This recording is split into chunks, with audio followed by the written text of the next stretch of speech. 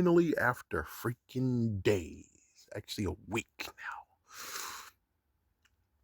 If I only knew who he was, I'll kick him right in the fucking shins. Like, seriously, you dumb bastard.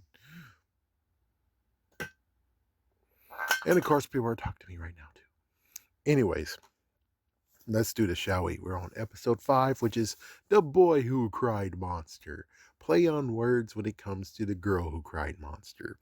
Even though technically it's coming right back to the original thing of The Boy Who Cried Wolf. But of course, I think everyone knows about that. And if you don't, well, then there you go. Congratulations, you're now up to speed. Anyways, we get back to the fort. And at the fort, the doctor has a hazmat suit. So basically, we get to see beforehand of episode 4 of what he was doing during that. So he's in a hazmat suit. It looks like after getting ran away from his brother's like, "Go, go! I hate you!" And he walks away. It turns out, no, he actually returns again and maybe found a secret way to get into there. So he actually is still with his brother, but I think his brother will shoo him away again, of course. So he looks around and, like I said, he was there. He hid behind a panel, which turns out the panel that he's looking at was something that was added. Okay. And of course, like we all know, the control panel has power. Thanks, Trey. Or like, I think, yes, thanks, Trey, you idiot. But anyways, yeah, he has access to the containment. Yeah, and it turns out it wasn't a containment. It turns out, well, I thought something lifted up though. It's like I could have sworn something lifted up, but apparently it's a chamber underneath them. It's a chamber. That's a chamber. That's not a containment field or whatever. It's a chamber. And anyways, like you can figure, the spores jumped out at him. They're like, oh my God, oh my God. And he closes it and he makes his escape. And of course, well, hey, surprise, surprise. I might as well say it. When he was digging into the freaking wires, he cut this hazmat suit. So basically, he just screwed himself anyways. All right, yeah, so while he's making his escape, we get the episode 4 ending, and now we get into the real thing of what happens next. So CJ actually is riding around until he goes to a creepy manor, and it was Mrs. Mori. Mori? Yeah. But she doesn't answer when he knocks on the door, and well, of course, there's a creepy manor he was going into. CJ goes in, and he's like, yeah, I'm gonna just drop it right here. She's like, come closer. It's like, well, at least the good news is that she might be so old that there is no you need an adult going on here, which I'm like, hey, hold on. So even though he is competent and stuff, the mom has to actually be, well, I think it's a small town. It's a decent town to where she knows everybody there, right? So that means that if anyone tries to do anything to her son, she will know who you are and she will come to your house and show you what you deserve after doing something to her child. It's like, yeah, so I was like, I guess he is safe after all. Maybe. But anyways, he had no choice but to go in. He goes in and she's just standing there. And then when she turns, it's like, oh my gosh. And I guess that was fake, real. Don't know, don't understand. It's kind of like, I guess it was real, but I guess he was trying to mess with his little sister as well, or it it came true after he told her about it. I don't freaking know. Anyways, all right, the next day happened. The mom calls and says, okay, I'll give you a refund because apparently he left at the door. So he left at the door, and that whole entire thing was just him actually making a story up to scare his sister, which you're a jerk. Frick you, dude. Anyways, CJ wants to go to upper management. He has ideas. So he gets to have a chance. And meanwhile, we got CC, Devin, and Frankie. They both spend the night at their house, at the Brewer house.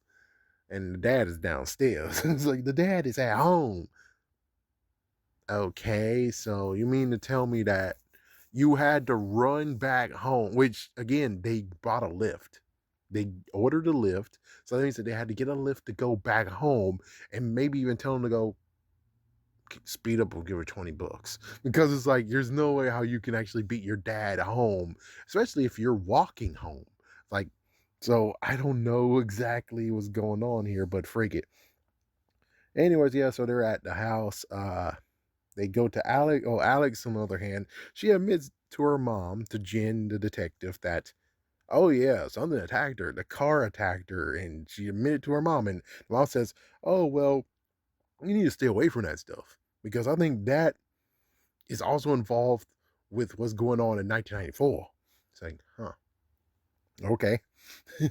So the three of them went to Frankie's work and they're brainstorming, trying to figure out. It's like, so is your dad the bad guy here? And it's like, man, if y'all guys just don't understand what's going on, it's like, yeah, it's like, there's no way he got near the kombucha. It's like, the kombucha thing, your monster blood, your monster vomit kombucha, whatever. That's you because you're a jerk ass. I'm sorry to make a PCA again, but here a PSA for you. The PSA is clean your damn freaking mug before you do anything the next day. You should always rinse it out before and after use. You dumb idiot. Insert the thing.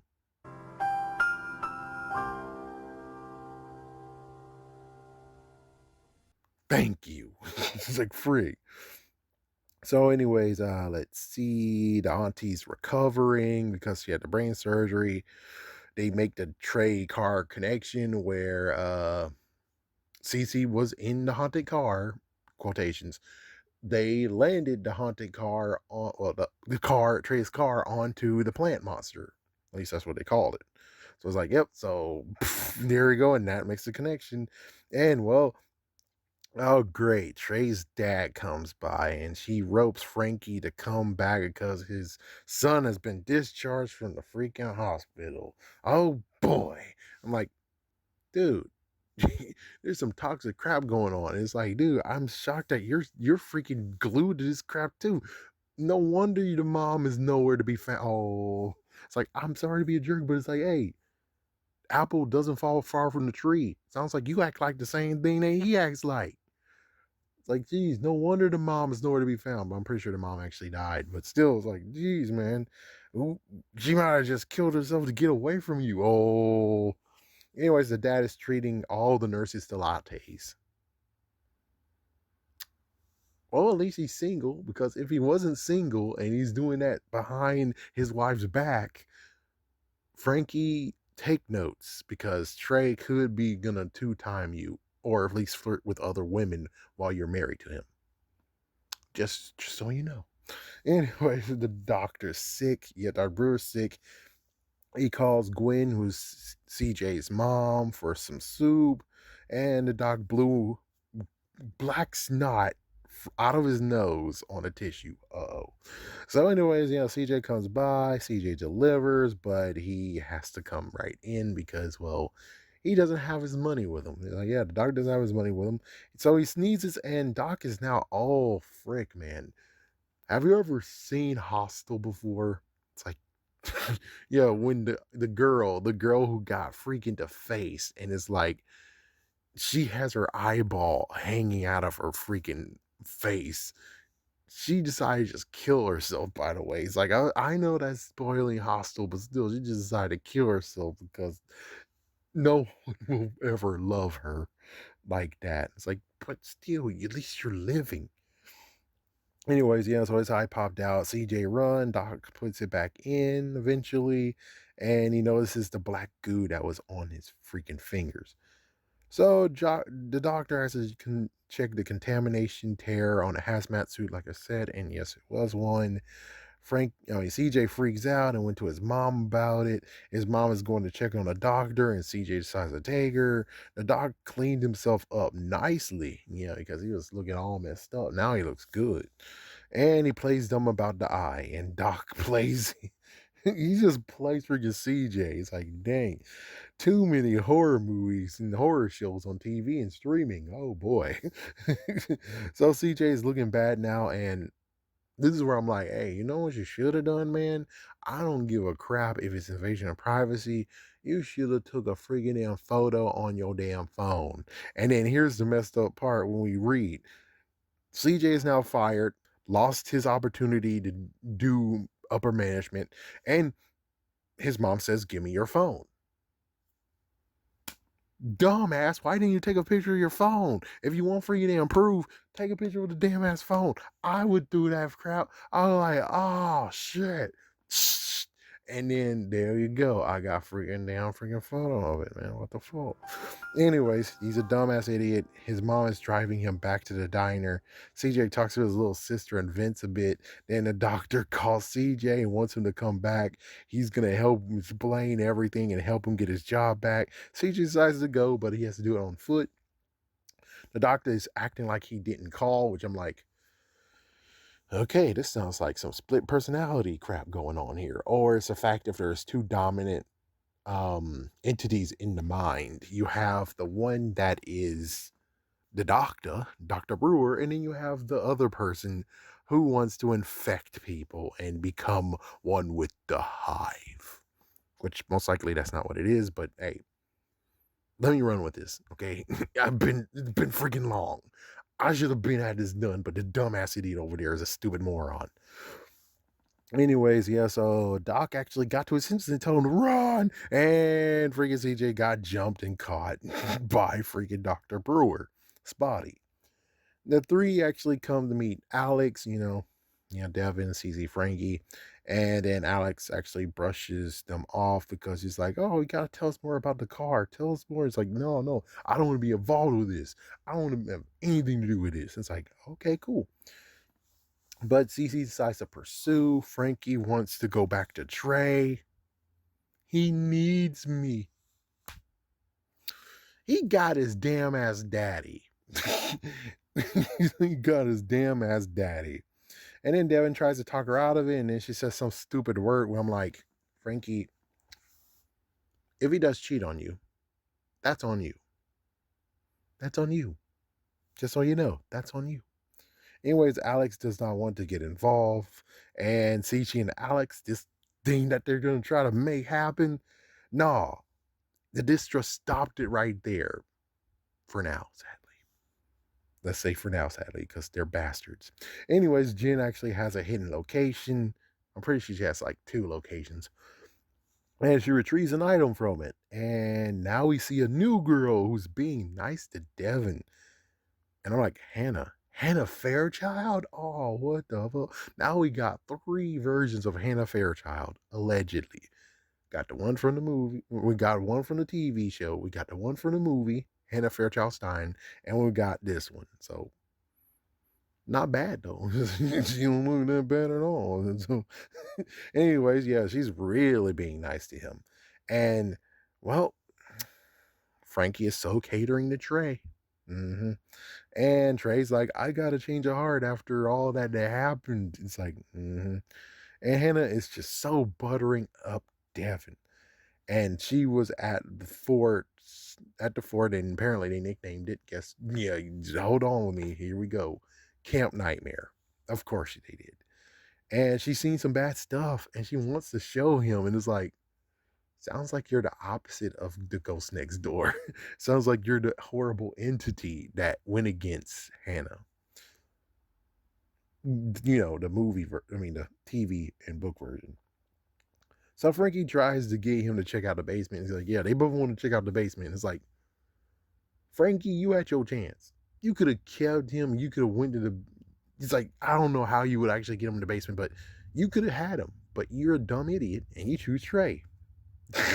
No offense. It's like, I don't care if, he got broken and now he's good to go. And it's like,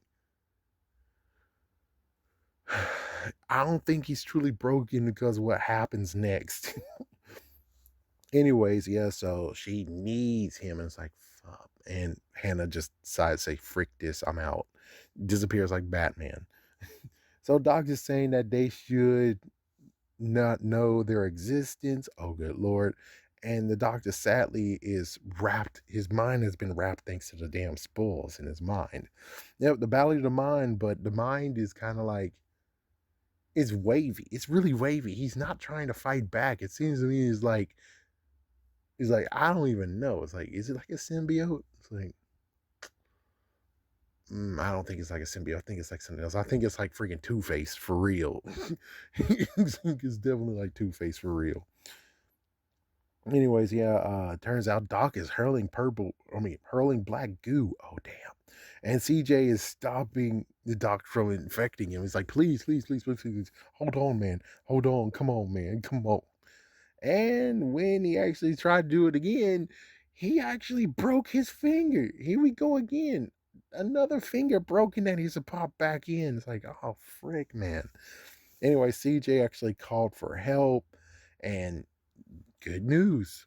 The detective came by. Jen came by, and well, Doc went upstairs after gagging freaking CJ, and Jen did notice some muffled voice down there, but Doc was able to brush it off. She finally comes clean and shows off the tape because I was like, we saw them have a freaking video camera. Where's the tape? Lo and behold, she had the tape and hid it this whole entire time. What? Like, really? So she wants to watch it together with the doc, and he got mad for the betrayal. It's like, dude, that's Maddie's tape. That was his stuff that you just took and held for like decades. Yeah. That, but it seems to me more he's leaning towards the fact of being like, oh, he betrayed me, so she can get out of here, so she doesn't know that just on downstairs. But anyways, yeah, so he messed up insult about you're not even a good cop. It's like, dang. Anyway, CJ tries to get free. He laid it on the floor. And the good news is that he was able to break himself free. Now he's getting ready to strike. And he tries to tackle the doc, and the tackle failed. And the doc was going to hurl on him until Trey hits Doc upside the head, knocking his head off. And I'm like, that's something that the old Trey would do. I don't think you're new. I think right now you're going to go back to your same self within like at least 2 to 3 years. Frankie, don't be an idiot. And also, fuck this crap, anyways. I was like, I'm just going to talk about it, but I'm like, do I really actually care for this crap, extra crap? I'm like, not really. Because Frankie's a dumbass idiot. So, yep. Anyways, everyone actually sees this except for Alex, who's not there. And Devin asks, what did you do? It's like, yeah, because he was kind of funny how he started. He's like, CC, I got something for you. And Devin, I got something for you too. It's like, oh, good Lord. But anyways, Frank, they went upstairs and Frankie actually admit how she allegedly killed Trey. And Trey's like, you did what? Anyways, they got the tape, grabbed the tape. They're going to the grandma's to play the tape in the nursing home. Meanwhile, they eventually go to Alex or Alex went to them while walking. I don't know. Either way, she wants in to see what's on the tape.